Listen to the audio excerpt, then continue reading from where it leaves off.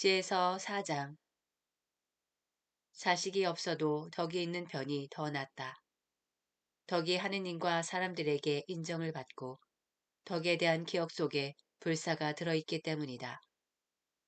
덕이 있을 때에는 사람들이 그것을 본받고 없을 때에는 그것을 갈구한다. 고결한 상을 놓고 버린 경기의 승리자. 덕은 영혼의 세계에서 화관을 쓰고 행진한다. 그러나 악인들에게는 자손이 아무리 많아도 소용이 없다. 그 사생아들은 아무도 뿌리를 깊이 내리지 못하여 바탕이 튼튼할 수가 없다. 잠시 줄기를 뻗는다 하여도 단단히 서 있지 못하여 바람에 흔들리다가 세찬 바람에 뿌리째 뽑히고 만다. 그 가지들은 자라기도 전에 꺾여나가고 열매는 쓸모가 없다. 익지 않아 먹지 못하고 달리 쓸 데도 없다. 부정한 잠자리에서 생겨난 자식들은 재판 때에 부모가 저지른 죄악의 증인이 된다. 의인의 요절과 악인의 장수. 의인은 때이르게 죽더라도 안식을 얻는다. 영예로운 나이는 장수로 결정되지 않고 살아온 횟수로 셈해지지 않는다. 사람에게는 예지가 곧 백발이고 티 없는 삶이 곧 원숙한 노년이다. 하느님 마음에 들어 그분께 사랑받던 그는 죄인들과 살다가 자리가 옮겨졌다.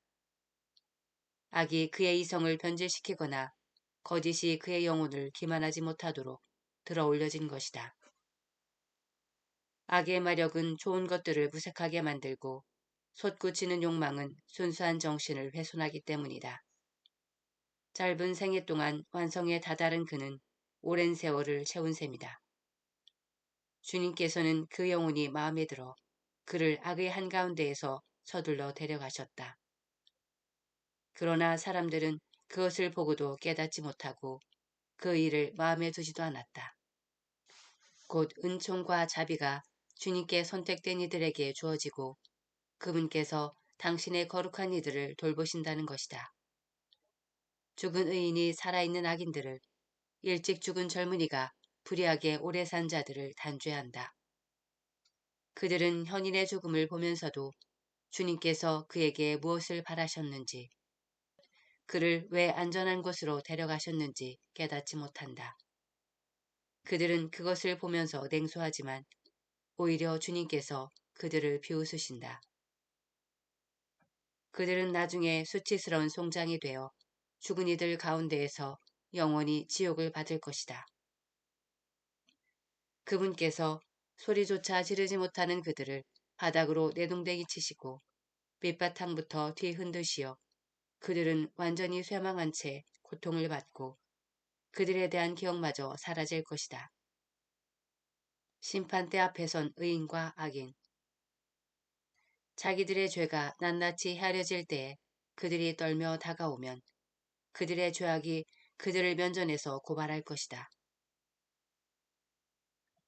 치에서 6장. 그때의 의인은 커다란 확신을 가지고 자기를 괴롭힌 자들 앞에, 자기의 노고를 경멸한 자들 앞에 나설 것이다. 악인들은 의인을 보고 극심한 공포로 떨며 그 뜻밖의 구원에 깜짝 놀랄 것이다. 그들은 후회하고 마음이 괴로워 신음하며 저희끼리 말할 것이다. 저자는 우리가 한때 웃음거리로 놀림감으로 삼던 자가 아닌가. 우리는 어리석기도 하였구나. 우리는 그의 삶을 미친 짓이라고 그의 죽음을 수치스러운 것이라고 생각하였지. 그런데 어떻게 하여 저자가 하느님의 아들 가운데 들고 거룩한 이들과 함께 제 몫을 차지하게 되었는가. 그렇다면 우리가 진리의 길을 벗어났고 정의의 빛이 우리를 비추지 않았으며 해가 우리 위로 떠오르지 않은 것이다. 우리는 불법과 파멸의 엉겅퀴에 말려든 채 인적 없는 광야를 걸어가며 주님의 길을 알지 못하였다.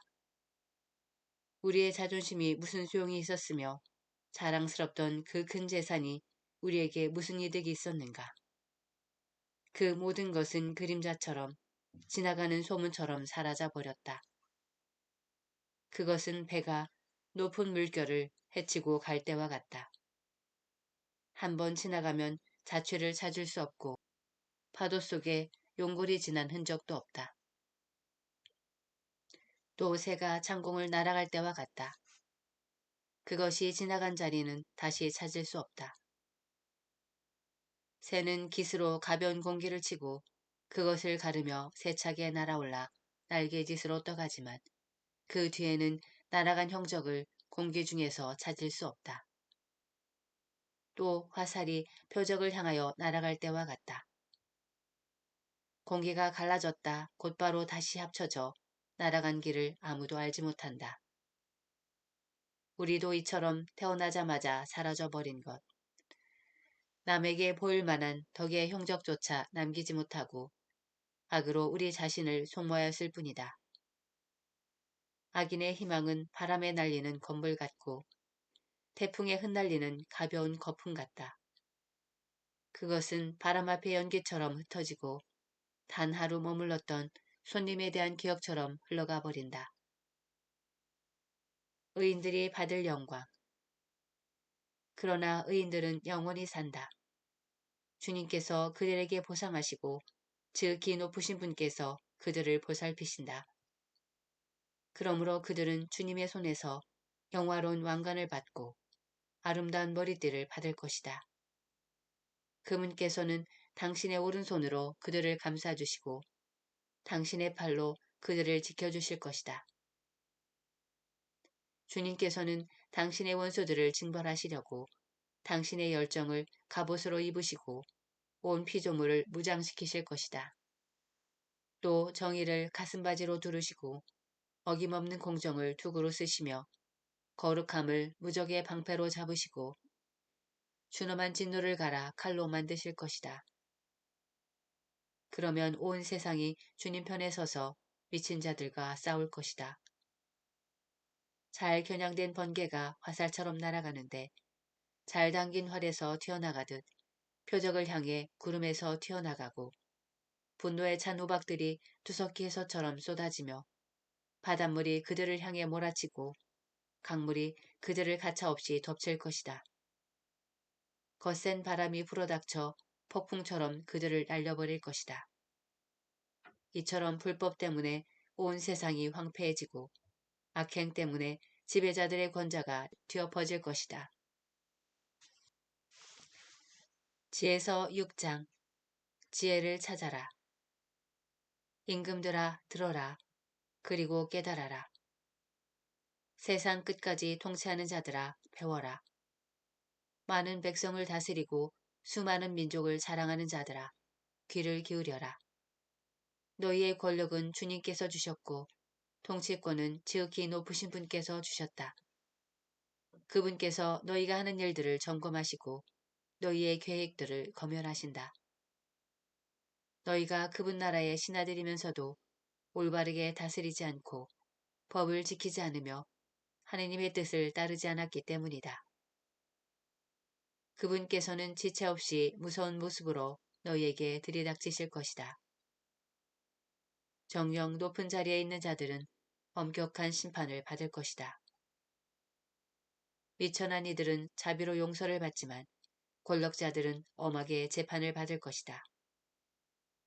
만물의 주님께서는 누구 앞에서도 움츠러들지 않으시고 누가 위대하다고 하여 어려워하지도 않으신다. 작거나 크거나 다 그분께서 만드셨고 모두 똑같이 생각해 주신다. 그러나 세력가들은 엄정하게 심리하신다. 그러니 군주들아 내가 너희에게 하는 말을 듣고 지혜를 배워 탈선하는 일이 없도록 하여라. 거룩한 것을 거룩하게 지키는 이들은 거룩한 사람이 되고 거룩한 것을 익힌 이들은 변호를 받을 것이다. 그러므로 너희가 나의 말을 갈망하고 갈구하면 가르침을 얻을 것이다. 지혜는 찾기 쉽다. 지혜는 바래지 않고 늘 빛이 나서 그를 사랑하는 이들은 쉽게 알아보고 그를 찾는 이들은 쉽게 발견할 수 있다. 지혜는 자기를 갈망하는 이들에게 미리 다가가 자기를 알아보게 해준다. 지혜를 찾으러 일찍 일어나는 이는 수고할 필요도 없이 자기 집 문간에 앉아있는 지혜를 발견하게 된다. 지혜를 깊이 생각하는 것 자체가 완전한 예지다. 지혜를 얻으려고 깨어있는 이는 곧바로 근심이 없어진다. 지혜는 자기에게 막가진 이들을 스스로 찾아 돌아다니고 그들이 다니는 길에서 상냥하게 모습을 드러내며 그들의 모든 생각 속에서 그들을 만나준다. 지혜의 시작은 가르침을 받으려는 진실한 소망이다. 가르침을 받으려고 영원함은 지혜를 사랑하는 것이고 지혜를 사랑함은 그 법을 지키는 것이며 법을 따름은 불멸을 보장받는 것이고 불멸은 하느님 가까이 있게 해주는 것이다. 그리하여 지혜를 향한 소망은 사람을 왕위로 이끌어준다. 그러니 민족들을 다스리는 군주들아, 너희가 왕자와 왕후를 즐기거든 지혜를 존중하여라. 그러면 영원히 다스리게 될 것이다. 솔로몬이 알려주는 지혜. 이제 나는 지혜가 무엇이며 어떻게 생겨났는지 알려주겠다. 너희에게 어떠한 신비도 감추는 일 없이 지혜가 생겨난 시초부터 자취를 더듬으며 그에 대하여 아는 바를 분명하게 드러내는데 진리에서 벗어나지도 않고 사람을 좀먹는 시기를 결코 길벗으로 삼지도 않겠다. 시기는 지혜와 자리를 함께할 수 없기 때문이다. 현자가 많음은 세상의 구원이며 현명한 임금은 백성의 안녕이다. 그러니 내 말을 듣고 가르침을 받아라. 너희에게 득이 될 것이다.